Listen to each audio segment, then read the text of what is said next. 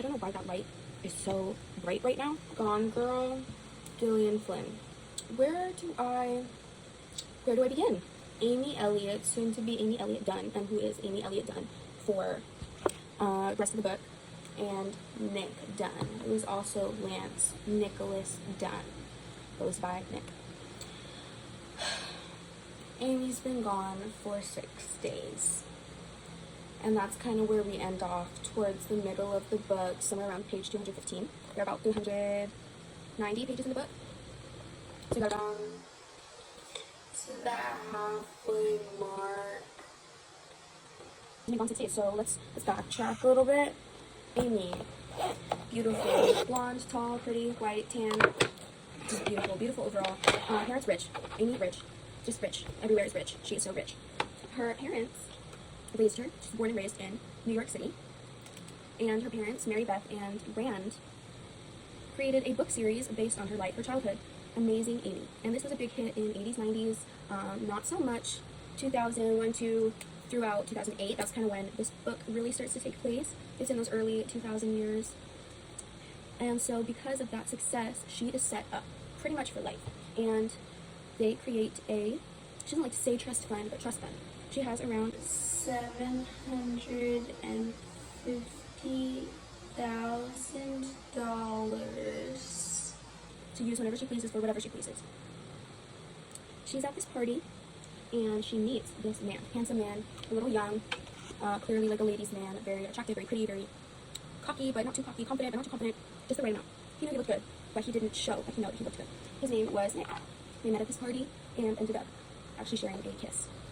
Fast track, years later, they are now married, and Nick begins to write his own chapters. So what I forgot to delve deeper into is Amy's chapters, and they kind of flip-flop back and forth. Everything is in first person, but Amy's chapters are written starting from the past, writing all the way up to the future to present day today, and Nick's are always in present day. Amy's are entries from her diary, and Nick's are just his thoughts.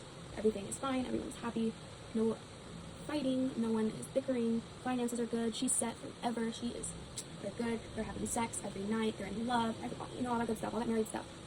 All of a sudden, Mary Beth and Rand, they have been living, like I said, frivolously, they've been living with frivolities. Come to her and let her know that they have been having some financial struggles, and that there's about to be a foreclosure on not only their own house, but the house that Amy and Nick live in. And parents come to her and are like, hey, we need some money. Amy's like, yeah, okay, how much money do you need? $600,000. Amy says yes.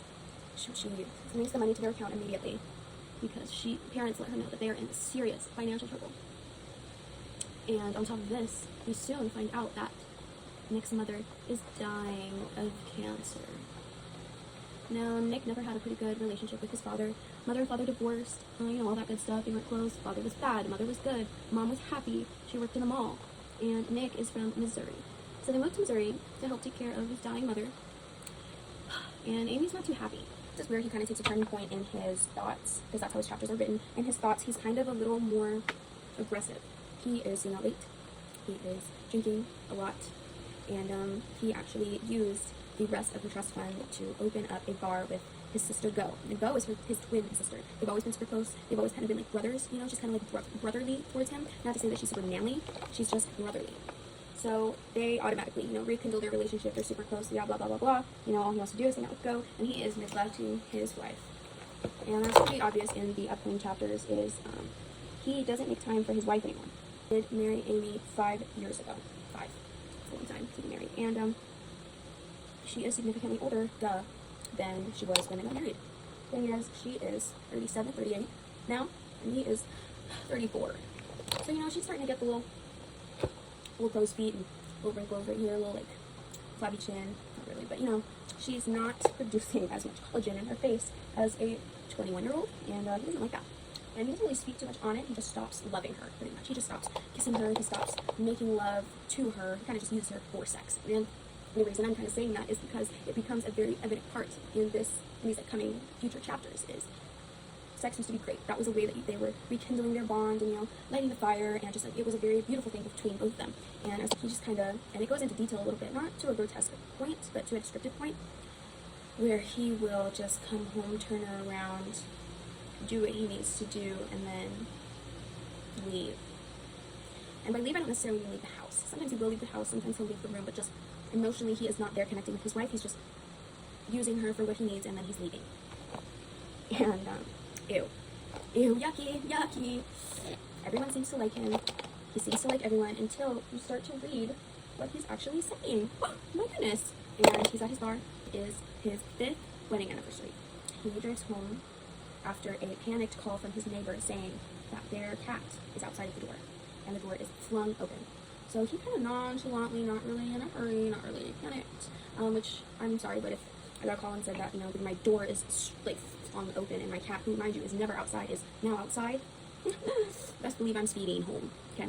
I'm stepping on that acceleration in Missouri, in this little small town in Missouri, okay? So he gets home, just like neighbor said, doors flung open, and all of their belongings are strewn about.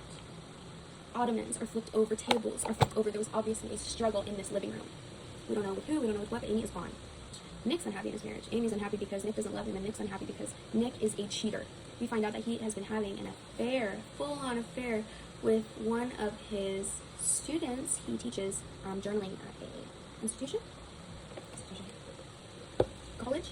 Like a junior class. They were both authors.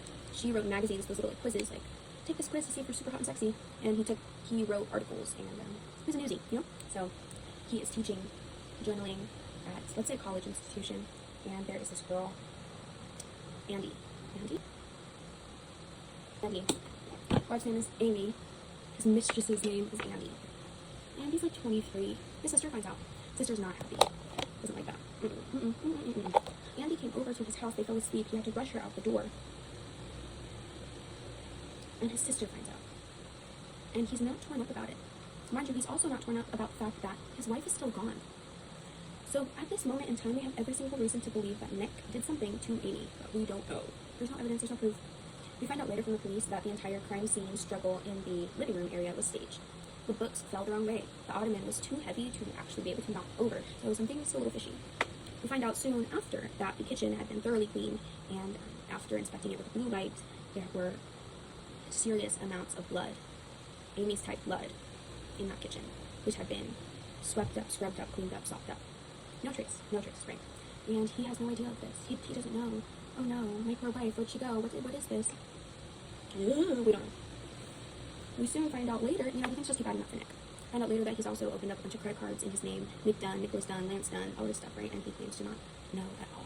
He also expanded his life insurance policy on Amy to about $1.2 million. Very close to the time period where Amy went missing.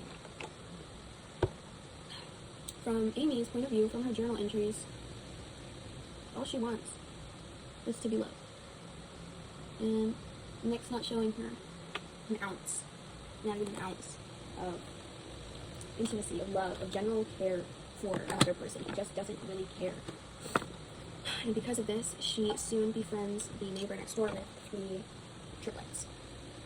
And that becomes a big point in the story because no one knew that she was best friends with the neighbor, especially not Nick. He had no idea.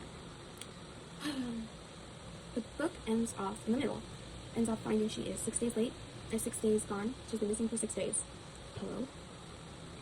She had been missing for 6 days.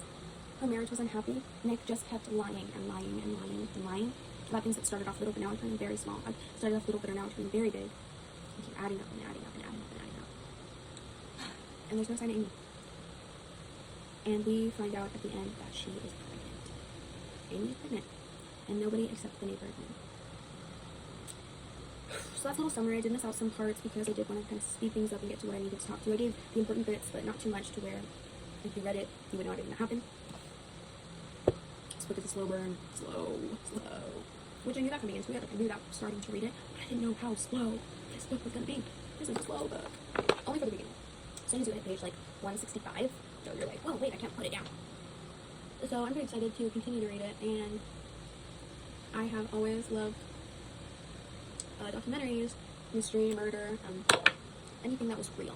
So in having to find a novel or a fictional book, I immediately went into realistic fiction, and I'm so happy that I did because if I didn't, this book would be way out of my comfort zone. I would have never picked up this book.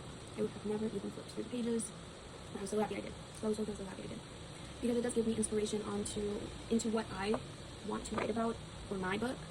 what I feel like inspires me is definitely the clues and the lies that build up on themselves to create a bigger picture. I definitely liked the first person, especially that the two protagonists were in two different timelines, but still speaking from first-person experiences. I feel like that really, really drew me in. If I didn't have that, I'd be kind of like, okay, like, Amy went here, Amy did this. I like that it says, like, I went here, I did this. I don't know, that's personal preference for me. I really like first person.